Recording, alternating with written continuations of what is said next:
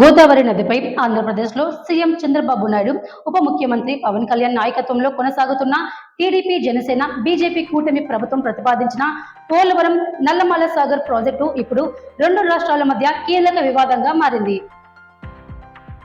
ఈ ప్రాజెక్టును అడ్డుకునేందుకు తెలంగాణ ప్రభుత్వం తన ప్రయత్నాలను మరింత తీవ్రతరం చేసింది.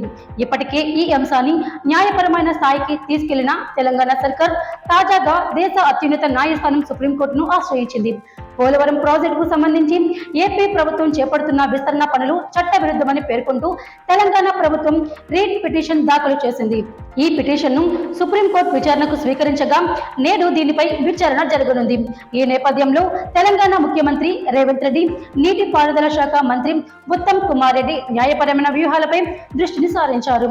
ముంబైలో సుప్రీంకోర్టు సీనియర్ అడ్వకేట్ అభిషేక్ మను సింఘ్వితో ప్రత్యేకంగా సమావేశమై ఈ కేసుకు సంబంధించి విస్తృతంగా చర్చించారు.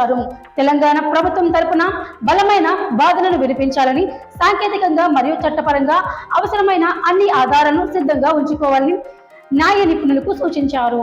అలాగే నీటిపారుదల శాఖ అధికారులను కూడా అప్రమత్తం చేస్తూ కేంద్ర జల సంఘం మార్గదర్శకాలు, గతంలో ఇచ్చిన అనుమతులు, ప్రాజెక్ట్ పరిధి మార్పులకు సంబంధించిన వివరాలను పూర్తిగా సమర్పించేందుకు సిద్ధంగా ఉండాలని ఆదేశించారు. తెలంగాణ ప్రభుత్వం దాఖలు చేసిన పిటిషన్లో ప్రధానంగా ఏపీ ప్రభుత్వం అనుమతులు లేకుండా పోలవరం నుంచి బనకచెర్ల లేదా నల్లమల సాగర్ కు నీటిని లింక్ చేసేలా చేపడుతున్న విస్తరణ పనులను తక్షణమే నిలిపివేయాలని కోరింది. మొదట్లో కేంద్రం ఆమోదించిన పరిధిలోనే పోలవరం ప్రాజెక్టు ఉండాలని, దానికి మించి విస్తరణ పనులు చేపట్టడం చట్టబద్ధం కాదని స్పష్టం చేసింది. ఈ అంశంలో పోలవరం ప్రాజెక్ట్ అథారిటీ వెంటనే జోక్యం చేసుకుని పనులను ఆపేలా సుప్రీంకోర్టు ఆదేశాలు ఇవ్వాలని తెలంగాణ ప్రభుత్వం కోరుతుంది.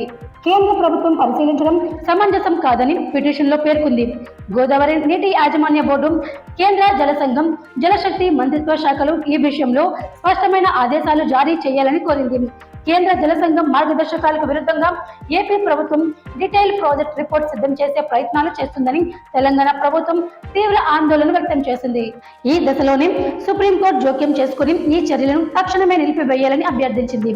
అంతేకాదు ఏపీ ప్రభుత్వం ప్రతిపాదించిన ఈ విస్తరణ ప్రాజెక్టులకు పర్యావరణ అనుమతులు ఇవ్వకుండా కేంద్రాన్ని ఆదేశించాలని, అలాగే కేంద్రం నుంచి ఎలాంటి ఆర్థిక సహాయం అందకుండా తగిన ఆదేశాలు జారీ చేయాలని తెలంగాణ ప్రభుత్వం తన పిటిషన్లో స్పష్టంగా పేర్కొంది.